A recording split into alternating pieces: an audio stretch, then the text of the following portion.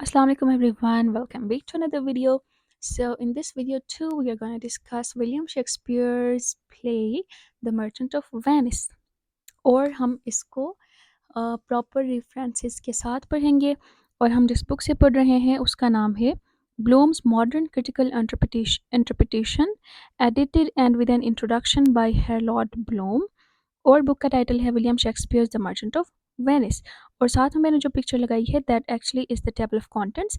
इसमें जो 4 topics highlight किए गए हैं, will be discussing the 4 highlighted topics. The first is Portia's Belmont written by Richard L Levin. इस आर्टिकल को या लेट से इस चैप्टर को हम पढ़ेंगे। Okay, let me give you an overview कि इस चैप्टर में बात क्या डिस्कस हुई है। जब हम play the merchant of Venice को पढ़ते हैं तो सेटिंग के अंदर 2 जगह मिलती हैं। एक जगह है बेलमोंट, दूसरी जगह है वेनिस। तो इस चैप्टर के अंदर राइटर ने ये डिस्कस किया है कि बेलमोंट और वेनिस को प्ले के अंदर किस तरह से शो किया गया है, किस तरह दोनों के दरमियान कंट्रास्ट को प्ले के अंदर शो किया गया है। So will be discussing the contrast between Belmont and Venice. यहाँ पे मैंने पूरे चैप्टर का या पूरे आर्टिकल की समरी तो मैंने यहाँ पे लिख दी है, but still it was quite long. Chapter तो इससे भी ज़्यादा लंबा था। That's why I have made some important points and highlighted further important points, ताकि आप सब लोगों के लिए ये समझना ईजी हो। So let's start. The first point is contrast between Belmont and Venice reflects a cultural conflict. Play के अंदर बेलमोंट और वेनिस के दरमियान जो कंट्रास्ट शो किया गया है, ये एक पूरे कल्चरल कॉन्फ्लिक्ट को शो करता है। जिस तरह वेनिस के रहने वाले लोग वेनिस को किस तरह से रिप्रेजेंट करें और बेलमोंट के रहने वाले लोग बेलमोंट को किस तरह से रिप्रेजेंट करें, ये कंट्रास्ट जो है वो दरअसल किस चीज़ को रिफ्लेक्ट करता है, कल्चरल कॉन्फ्लिक्ट को रिफ्लेक्ट करता है। 2 डिफरेंट जगहों के 2 डिफरेंट माइंडसेट्स के कल्चरल कॉन्फ्लिक्ट को भी रिफ्लेक्ट कर रहा है। According to the writer, Belmont seen as embodying society's ideals or a suburban retreat for the privileged. Belmont जो जगह है उसको हम 2 तरह से देख सकते हैं। या तो हम ये कह सकते हैं कि it is embodying societies ideals. हम ये कह सकते हैं कि ये ऐसी जगह है जहाँ पे सोसाइटी के आइडियल्स रहते हैं, बड़े लोग रहते हैं। या फिर हम ये भी कह सकते हैं कि इट इज़ अ सब urban retreat for the privileged, यानी कि ये एक सब अर्बन रिट्रीट है। एक तो अर्बन हो गई जो शहरी इलाका जो होता है, दैट्स कॉल्ड इज अर्बन। सब अर्बन मतलब अर्बन से थोड़ी सी छोटी वाली जगह जो उतनी ज़्यादा शहरी नहीं है अर्बन की तरह, बट स्टिल इट इज़, तो इसको हम कहते हैं सब अर्बन। तो हम बेलमोंट को दोनों तरह से देख सकते हैं। या तो हम ये कह सकते हैं कि इट्स एन आइडियल सोसाइटी, या हम इसको एक सब अर्बन प्लेस कह सकते हैं। Portia's authority raises question about social societal admission. Portia जो है प्ले के अंदर मेन कैरेक्टर, उनकी जो अथॉरिटी है, she is wealthy, she is rich, she is beautiful. उसके अलावा वो इंटेलिजेंट है, और जो है ना वो लॉ को जानती है, वो जानती है कि कन्वर्जेशन और कम्युनिकेशन को कैसे हैंडल करना है। तो इसकी जो अथॉरिटी है वो किस चीज़ के बारे में क्वेश्चन रेज करती है, अबाउट सोसाइटल एडमिशन, कि सोसाइटी में किस तरह के लोगों को एडमिट किया जाता है या फिर एक्सेप्ट किया जाता है। Launcelot serves as link between Belmont and Venice. Launcelot भी प्ले के अंदर एक कैरेक्टर है, जो कि शाइलॉक को सर्व करता होता है पहले, और ये कैरेक्टर जो है वो चेंज होता है। तब शुरू में जब ये कैरेक्टर बेलमोंट वेनिस में रह रहा है, तो फिर बाद में जब ये बेलमोंट में चला जाता है तो this character undergoes a change. तो ये जो चेंज है ये भी किस चीज़ को शो करता है, link between Belmont and Venice. दोनों जगहों के दरमियान क्या लिंक है इस बात को शो करता है the character of Launcelot. Portia's struggles and conflicts, casket plot and reluctance to break her father's will. Portia क्या करती है, जब वो सूटर आता है करेक्ट कैस्केट चूज़ करने के लिए, ताकि जब वो करेक्ट कैस्केट चूज़ करे तो वो पोर्शिया से शादी कर सकेगा। तब पोर्शिया क्या करती है, उसकी हेल्प कराती है कि वो सही वाला कैस्केट चूज़ करे। एक सिल्वर, एक गोल्डन और एक लेड का के कह लें कि डब्बे थे, वहाँ में से उसने सही वाला चूज़ करना था। जब वो सही वाला चूज़ करता तब भी उसकी पोर्शिया से शादी हो सकती थी। तो यहाँ पे पोर्शिया जो है वो उसकी हेल्प कराती है सही वाला बॉक्स चूज़ करने में। तो यहाँ पे आके ये चीज़ हमें मिलती है कि she breaks her father's will. इसके फादर का जो विल था उसके ख़िलाफ़ जाके उसको ब्रेक करके ये उनको हेल्प कराती है ताकि वो सही वाला कैस्केट चूज़ करे। और पोर्शिया जो है वो वेनिस में रहती है। तो ये बात इस चीज़ को भी शो करती है कि वेनिस के जो रहने वाले लोग हैं वो किस तरह से कॉन्फ्लिक्ट्स को सॉल्व करती हैं या फिर किस तरह से दूसरों के विल के ख़िलाफ़ जा सकते हैं। Questions about Portia's father's intentions and the effectiveness of the casket test. फिर एक ये भी क्वेश्चन यहाँ पे आता है, रेज होता है कि कैस्केट टेस्ट की क्या इफेक्टिवनेस है। मतलब एक बंदा सही वाला डब्बा चूज़ करे तभी उसकी शादी हो रही है, तो इसकी इफेक्टिवनेस क्या होगी। देयर इज़ नथिंग लाइक कोई इंटेलेक्चुअल काइंड चीज़ इसके पीछे नहीं है। और पोर्शिया के फादर का इंटेंशन क्या था, मतलब वो क्या सोच के ये कर रहा था कि डब्बा चूज़ करेगा तभी शादी होगी। There was nothing like intellectual. तो इस चीज़ के बारे में भी क्वेश्चन रेज होता है। Portia navigating complex emotions and situations in response to Bassanio's financial revelations and Antonio's predicament. Portia जो है वो कॉम्प्लेक्स इमोशंस को शो करती है। शुरू-शुरू में तो वो उतनी अच्छी नहीं थी जितनी प्ले में आखिर में होती चली जाती है। तो यहाँ पे जो है पोर्शिया क्या करती है, कॉम्प्लेक्स इमोशंस को नेविगेट करती होती है। बेसानियो के रिस्पॉन्स में भी और एंटोनियो के रिस्पॉन्स में भी। एंटोनियो और बेसानियो आर फ्रेंड्स। एंटोनियो वो बंदा है जो पोर्शिया से शादी करना चाहता है, उसका सूटर बन के जाता है। तो इन दोनों के रिस्पॉन्स में वो जो है ना कॉम्प्लेक्स इमोशंस को शो करती है। तो ये भी इस चीज़ को शो करता है कि वेनिस में कॉम्प्लेक्स इमोशंस होते हैं। Let's say Portia's evolving character with genuine concern, self awareness and skepticism। यही बात कि पोर्शिया का जो कैरेक्टर है वो इवॉल्व होता जा रहा था, ज़्यादा कंसर्न बन रहा था, ज़्यादा सेल्फ अवेयरनेस और ज़्यादा स्केप्टिसिज्म उसमें आ रही थी।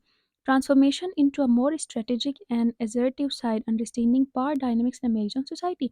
पोर्शिया जो है उसका कैरेक्टर इवॉल्व इस तरह से होता है कि वो जो है मोर स्ट्रेटेजिक बनता चला जाता है, ज़्यादा स्ट्रेटेजिक उसका कैरेक्टर बनता चला जाता है।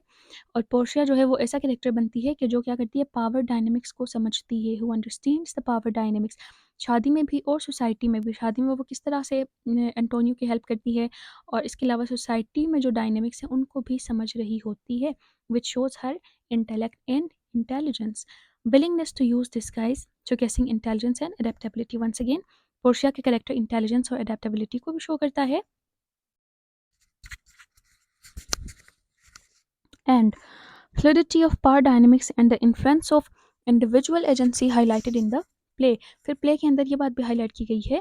क्या बात हाईलाइट की गई है? Influence of individual agency. मतलब एक ही बंदा किस तरह से पूरी सोसाइटी को इन्फ्लुएंस कर रहा होता है। जैसे कि पोर्शिया पोर्शिया अपने कम्युनिकेशन के ज़रिए किस तरह से एक पूरी अदालत को पूरी अदालत के अंदर जो भी बातें वगैरह हो रही थी उनको बिल्कुल एक नया टर्न देती होती है। तो ये भी चीज़ प्ले के अंदर हाईलाइटेड है। Portia's role in courtroom scene, legal acumen and subtle manipulation। Once again Portia के बारे में बात हो रही है कि वो किस तरह से कोर्ट रूम वाले सीन के अंदर आके अपनी लीगल जितनी भी उसकी नॉलेज थी कोर्ट के बारे में उसको कैसे यूज़ करती है, और उस इवेंट को अपनी कम्युनिकेशन और अपनी मैनिपुलेशन के ज़रिए किस तरह से संभालती है। Complex interplay between Shylock Antonio and Portia exposing tensions with in Venetian society.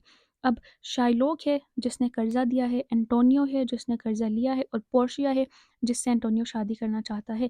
तो ये जो तीनों जो कैरेक्टर्स हैं इनके दरमियान कॉम्प्लेक्स इंटरप्ले आ रहा है, इनके दरमियान के रिलेशंस कॉम्प्लेक्स होते जाते हैं। ये इस चीज़ को शो करता है कि जो वेनिस की जो सिटी है उसके अंदर टेंशंस एक्सपोज हो रहे हैं। Shylock portrayed is complex character. Once again Shylock को भी कॉम्प्लेक्स कैरेक्टर के तौर पर शो किया गया है, नॉट अ मॉन्स्ट्रस विलन। ये वाले राइटर कहते हैं कि इनको उतना मॉन्स्ट्रस विलन शो नहीं किया गया है, with the desires rooted in social mistreatment। और ये कहते हैं कि शाइलॉक को कॉम्प्लेक्स कैरेक्टर शो करने के पीछे जो रीज़न है वो ये है कि सोसाइटल मिसट्रीटमेंट को शो किया जाए, यानी कि सोसाइटी में ज्यूज़ को किस तरह मिसट्रीट किया जाता था उस चीज़ को शो किया जाए। लेकिन इससे पहले वाली वीडियो में हमने ये बात डिस्कस की थी कि शाइलॉक को विलियम शेक्सपियर ने ज़रूरत से ज़्यादा नेगेटिव शो किया। तो that's how different writers have different mindsets. Okay. Portia's strategic manipulation of the law raises question about justice and mercy। अब पोर्शिया जब उसमें जाती है, जब वो अदालत में जाती है तो वो क्या करती है, चीज़ों को मैनिपुलेट करती है, और मतलब वो जो कंडीशन थी उसको बिल्कुल एक नया रुख दे देती है। अब यहाँ पे क्वेश्चन आ जाता है अबाउट जस्टिस एंड मर्सी। क्या वो जस्टिस के लिए ऐसा कर रही थी या मर्सी के लिए ऐसा कर रही थी, या वो अपने अपने एंटोनियो को बचाने के लिए ऐसा कर रही थी। तो यहाँ पे भी क्वेश्चन रेज होता है। Exploitation of legal technicalities while advocating for mercy reflecting a dual nature in Portia's character. Portia जो है उसका कैरेक्टर यहाँ पे आके डुअल कैरेक्टर शो हो रहा है। वो किस तरह से, या तो वो जो है जस्टिस का साथ दे रही है, या तो वो अपने एंटोनियो को बचाने के लिए कर रही है। तो ये दो बातें हैं। तो विच मीन्स दैट पोर्शिया का कैरेक्टर डुअल इन नेचर है। एक तरफ वो शाइलोक को कह दें कि उसको डिफीट दे रही है, दूसरी तरफ अपने एंटोनियो को बचा रही है। तो हियर जो पोर्शिया का कैरेक्टर है that becomes a dual nature character. Court room scene as a battle ground for personal conflict. Court room का जो सीन है उसको एक पूरे बैटल ग्राउंड की तरह शो किया गया है, एक जंग के मैदान की तरह शो किया गया है, जहाँ पे हर कोई पर्सनल कॉन्फ्लिक्ट्स की वजह से, मतलब हर कोई अपने पर्सनल कॉन्फ्लिक्ट्स को शो करे। एक तरफ पोर्शिया एंटोनियो को बचा रही है, एंटोनियो खुद को बचा रहा है, शाइलोक जो है वो अपने पैसों के पीछे लगा हुआ है। तो it's kind of a battle ground की तरह इसको शो किया गया है। Antonio sacrifice and Portia strategic manoeuvres illustrating the complexity of relationships and power dynamics.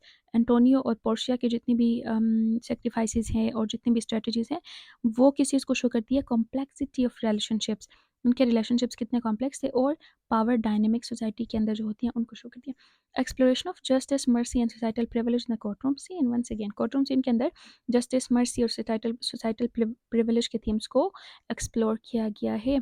Concluding acting Belmont reveals lingering tensions, themes of social inclusion, fidelity.